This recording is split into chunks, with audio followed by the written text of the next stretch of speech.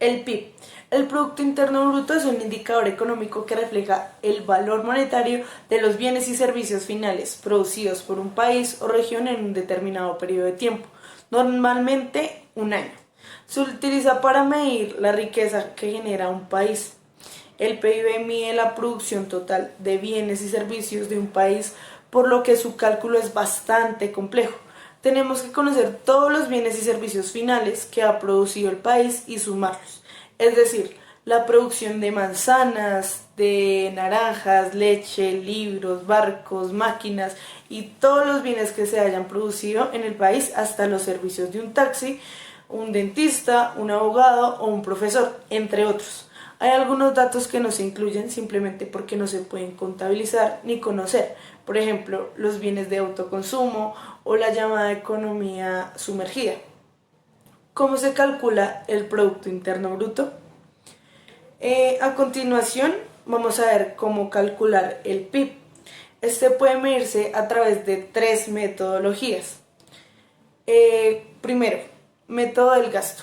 Es la suma del gasto de los residentes en bienes y servicios finales durante un periodo de tiempo.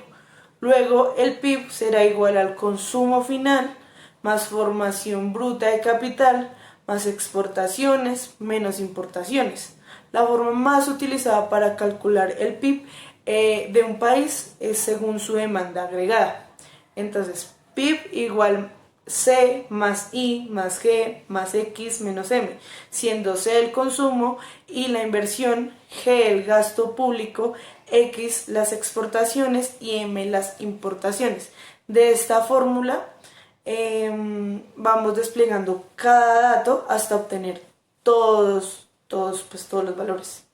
Tenemos el método de valor agregado, que es la suma del valor agregado que se genera en la producción de los bienes y servicios de un país en un determinado periodo de tiempo. En este caso, la fórmula del Producto Interno Bruto es el PIB igual al VAP más impuestos menos subvenciones, donde VAP hace referencia al valor agregado bruto. Por ejemplo, si una pastelería vende un pan, el valor añadido del pan será su precio menos lo que haya costado pues la fabricación, como la harina, los huevos, la electricidad, etc. El método de ingreso es equivalente a la suma de los ingresos que ganan los propietarios de los factores productivos, trabajo y capital, durante un periodo de tiempo. En este caso, el PIB será igual a la remuneración de los asalariados más impuestos menos subvenciones más excedente de explotación. De esta fórmula será la fórmula de Producto Interno Bruto, será PIB igual a RA más EB más impuestos menos subvenciones, donde RA es la remuneración de asalariados y EB es excedente bruto de explotación. El crecimiento del PIB o el PIB, cuando comparamos, digamos, el Producto Interno Bruto de trimestre con el trimestre anterior, obtenemos la tasa de variación intertrimestral, es decir, el crecimiento económico que está experimentando el país. Y si comparamos el PIB del trimestre con el mismo trimestre del año anterior, obtenemos la tasa interanual. ¿Qué es el desempleo? El desempleo es el ocio involuntario de una persona que desea encontrar trabajo. Una persona se encuentra en situación de desempleo cuando cumple con cuatro condiciones. La primera, estar en edad de trabajar. Segunda, no tiene trabajo. Tercera, está buscando trabajo. Y cuarta, está disponible para trabajar. También es conocido como paro o nivel de desocupación. En este orden de ideas, el desempleo es un fenómeno involuntario tanto del lado del individuo como el de las empresas. Esto es que las personas que desean emplearse no son contratadas y las empresas, al existir desempleo, no reciben los ingresos que serían posibles si hubiese empleo o si el desempleo fuera menor. Existen unas causas de desempleo, las cuales sería la primera causa está dada por las políticas gubernamentales en favor de quienes están buscando empleo. Cuando el tiempo que tardan los trabajadores en encontrar el trabajo que mejor se ajuste a sus gustos, a sus cualificaciones, se excede de cierto margen. Entra a funcionar el seguro de desempleo, que es un programa público que, aunque protege la renta de los trabajadores, aumenta la cantidad de desempleo friccional. La segunda causa por la que una economía siempre siempre tiene algún nivel de paro es la legislación sobre el salario mínimo. Esta legislación, al obligar a pagar a los trabajadores no cualificados y sin experiencia un salario superior al de equilibrio, eleva la cantidad ofrecida de trabajo y reduce la demanda. El exceso de trabajo resultante representa el desempleo. La tercera causa es el poder de mercado de los sindicatos, cuando estos consiguen en los sectores sindicalizados un salario superior al de equilibrio, crean un exceso de trabajo. La cuarta causa la sugiere la teoría de salarios de eficiencia. Según esta teoría, a las empresas les resulta rentable pagar unos salarios superiores a los de equilibrio. Unos elevados salarios pueden mejorar la salud de los trabajadores, reducir su rotación, mejorar su calidad y aumentar su esfuerzo. Otras causas considerables son la introducción de nuevas tecnologías que desplazan la labor de los trabajadores, generalmente porque representan un costo menor y una ganancia en la productividad. Por ejemplo, cuando una máquina robótica puede realizar la misma cantidad de trabajo que un empleado, pero en menos tiempo y con menos fallos. Tenemos los tipos de desempleo, que se mencionan 4 por el momento, que sería el desempleo clásico. Es el desempleo coyuntural causado por un nivel de salarios reales excesivos en la relación con la productividad marginal de los trabajadores, lo cual disuade su contratación. El desempleo friccional, el desempleo normal en cualquier economía, surgió de las fricciones del proceso de toma de contacto entre trabajadores y empresas. Trabajadores en tránsito entre dos puestos de trabajo que buscan un empleo mejor, o trabajadores que se incorporan a la población activa en búsqueda de su primer empleo. Está el desempleo estructural, el desempleo originado por la diferencia entre las cualificaciones o la localización de la oferta de trabajo y las cualificaciones o localizaciones requeridas por los empleadores de la misma. Esto es las empresas para llenar los puestos vacantes. Está el desempleo natural, es el que surge las fricciones normales y el cambio estructural cuando no hay desempleo cíclico, es decir, cuando todo el desempleo es por fricción y estructural. Está el desempleo estacional, que es causado por actividades durante un periodo del año, que se incrementa la demanda laboral y en otro cae sustancialmente. Por ejemplo, el turismo. Durante el verano se requieren más empleados en hoteles, en restaurantes y centros de entretenimiento, mientras que en el invierno el número de empleados cae drásticamente. ¿Qué es el desempleo? El desempleo es el ocio involuntario de una persona que desea encontrar trabajo. Una persona se encuentra en situación de desempleo cuando cumple con 4 condiciones. La primera, estar en edad de trabajar. Segunda, no tiene trabajo. Tercera, está buscando trabajo. Y cuarta, está disponible para trabajar. También es conocido como paro o nivel de desocupación. En este orden de ideas, el desempleo es un fenómeno involuntario tanto del lado del individuo como el de las empresas. Esto es que las personas que desean emplearse no son contratadas y las empresas, al existir desempleo, no reciben los ingresos que serían posibles si hubiese empleo o si el desempleo fuera menor. Existen unas causas de desempleo, las cuales sería la primera causa está por las políticas gubernamentales en favor de quienes están buscando empleo. Cuando el tiempo que tardan los trabajadores en encontrar el trabajo que mejor se ajuste a sus gustos, a sus cualificaciones, se excede de cierto margen. Entra a funcionar el seguro de desempleo, que es un programa público que, aunque protege la renta de los trabajadores, aumenta la cantidad de desempleo friccional. La segunda causa por la que una economía siempre tiende, o bueno, siempre tiene algún nivel de paro, es la legislación sobre el salario mínimo. Esta legislación, al obligar a pagar a los trabajadores no cualificados y sin experiencia un salario superior al de equilibrio, eleva la cantidad ofrecida de trabajo y reduce la demanda. El exceso de trabajo resultante representa el desempleo. La tercera causa es el poder de mercado de los sindicatos, cuando estos consiguen en los sectores sindicalizados un salario superior al de equilibrio, crean un exceso de trabajo. La cuarta causa la sugiere la teoría de salarios de eficiencia. Según pues, esta teoría, a las empresas les resulta rentable pagar unos salarios superiores a los de equilibrio. Unos elevados salarios pueden mejorar la salud de los trabajadores, reducir su rotación, mejorar su calidad y aumentar su esfuerzo. Otras causas considerables son la introducción de nuevas tecnologías que desplazan la labor de los trabajadores, generalmente porque representan pues, un costo menor y una ganancia en la productividad. Por ejemplo, cuando una máquina robótica puede realizar la misma cantidad de trabajo que un empleado, pero en menos tiempo y con menos fallos. Bueno, tenemos los tipos de desempleo, que se mencionan 4 por el momento, que sería el desempleo clásico.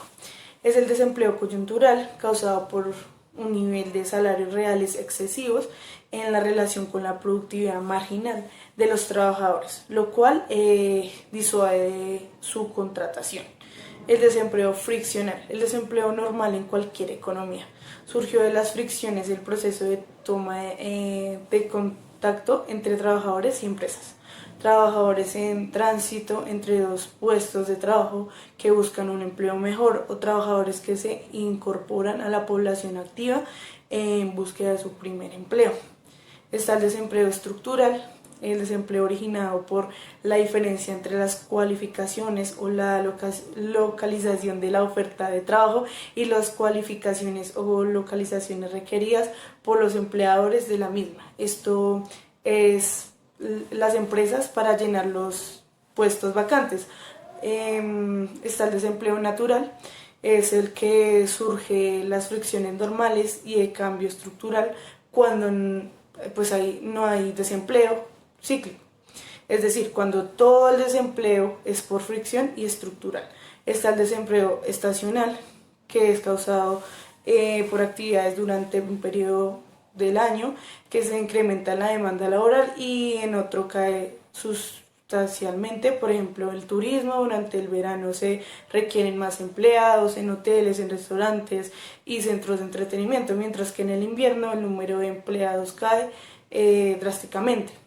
El desempleo cíclico es causado por el estancamiento y reducción de la producción, consecuencia de la modificación de la demanda. Generalmente se presenta en etapas recesivas del ciclo económico. Está el desempleo encubierto. Un trabajador se encuentra en desempleo encubierto si la renta que obtiene por su nuevo empleo es menor que la renta que percibía en su empleo anterior. Digamos, existen 2 clases, que sería la primera, cuando se reduce el número de horas trabajadas y cuando la tasa de salario o el precio unitario del trabajo es relativamente más baja. El desempleo institucional, cuando existe un impedimento de carácter legal para laborar. Desempleo oculto es el que se compone de personas desempleadas que se han desalentado en su búsqueda laboral y a quienes se clasifica en las mediciones como inactivos. El desempleo voluntario, formado por gente que no está dispuesta a trabajar al salario vigente. Desempleo involuntario, formado por gente que aún estando dispuestos a trabajar el salario vigente no encuentra un puesto de trabajo disponible. ¿Cómo se calcula la tasa de desempleo? La tasa de desempleo mide la proporción de las personas que buscan trabajo sin encontrarlo con respecto al total de las personas que forman la fuerza laboral. Por lo tanto, la tasa de desempleo puede definirse como la razón entre el número de personas desempleadas y la fuerza laboral.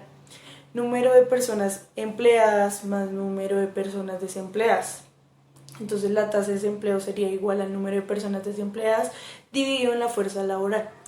Las variaciones de la tasa se obtienen mediante un procedimiento conocido con el nombre muestreo aleatorio de la población, que se hace con el fin de dividirla en grupos de acuerdo a su situación laboral. Las mediciones varían considerablemente por cambios de volumen, de movimiento del mercado de trabajo, resultado del cambio tecnológico, lo que deduce al cambio de empleo de una empresa a otra, de un sector a otro y de una región a otra. Además también según la edad, sexo y raza. La tasa global de desempleo es uno de los indicadores más frecuentemente utilizados para medir el bienestar económico global, pero dada la dispersión del desempleo, debería considerarse que es un indicador imperfecto de dicho bienestar. La empleabilidad. Se denomina empleabilidad al conjunto de capacidades y los talentos que hacen que un individuo esté en condiciones de conseguir y mantener un trabajo. La noción también se refiere a aquello que le permite a un sujeto crecer y desarrollarse en el ámbito laboral. Puede decirse que la empleabilidad es el potencial de una persona. Gracias a su empleabilidad, un ser humano tiene más o menos oportunidades de ser contratado por una compañía o una empresa, una vez en ella, de progresar o luego de pasar a otra empresa que le ofrece mejores condiciones. La empleabilidad, por otro lado, se vincula a la adaptación con el paso del tiempo. Las demandas y las necesidades del mercado de trabajo van mutando, obligando a los trabajadores a adecuarse a las nuevas realidades. Por eso la empleabilidad implica pues, la actualización de constantes conocimientos y aptitudes. La formación, tanto académica como práctica, es un elemento central de la empleabilidad.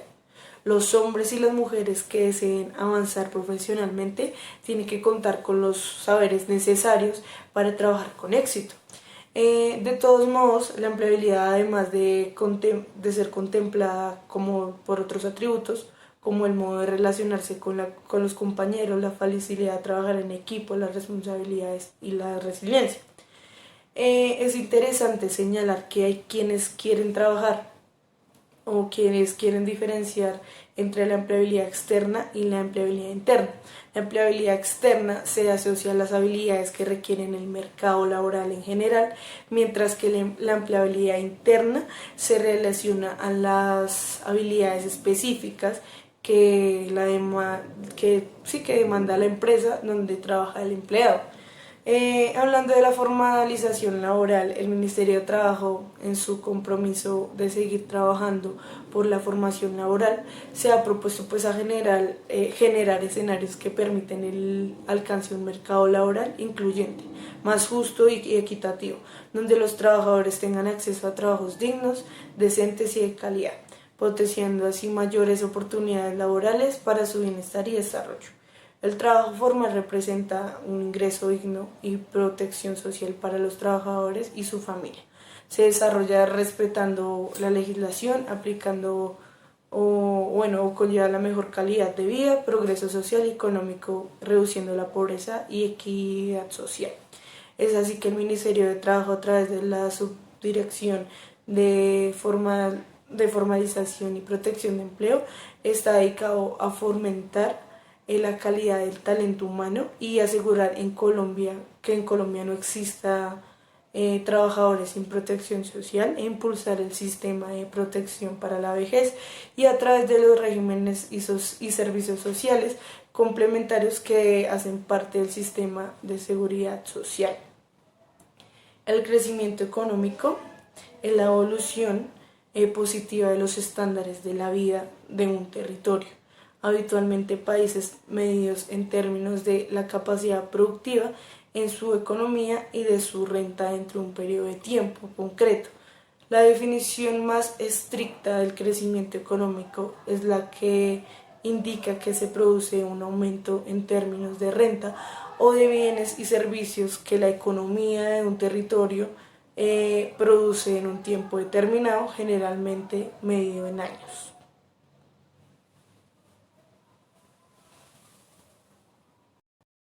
El concepto de renta puede englobar dentro de esta definición otros muchos indicadores económicos de bienestar de un país o región cualquiera, aspectos como el nivel de ahorro o de inversión de sus ciudadanos y su balanza comercial. Son algunos que comúnmente se tienen en cuenta a la hora de estudiar el crecimiento económico. Dicho lo cual, el medidor más utilizado para medir la evolución económica suele ser la del PIB, Producto Interno Bruto del país analizado. El desarrollo sostenible. El desarrollo sostenible es la capacidad de una sociedad para cubrir las necesidades básicas de las personas sin perjudicar el ecosistema ni ocasionar daños en el medio ambiente.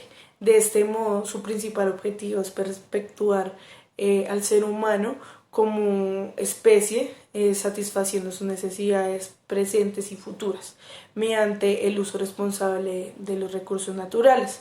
Para alcanzar el denominado desarrollo sostenible, se tiene que cumplir una serie de requisitos que permiten alcanzar un estado de equilibrio entre economía, sociedad y medio ambiente.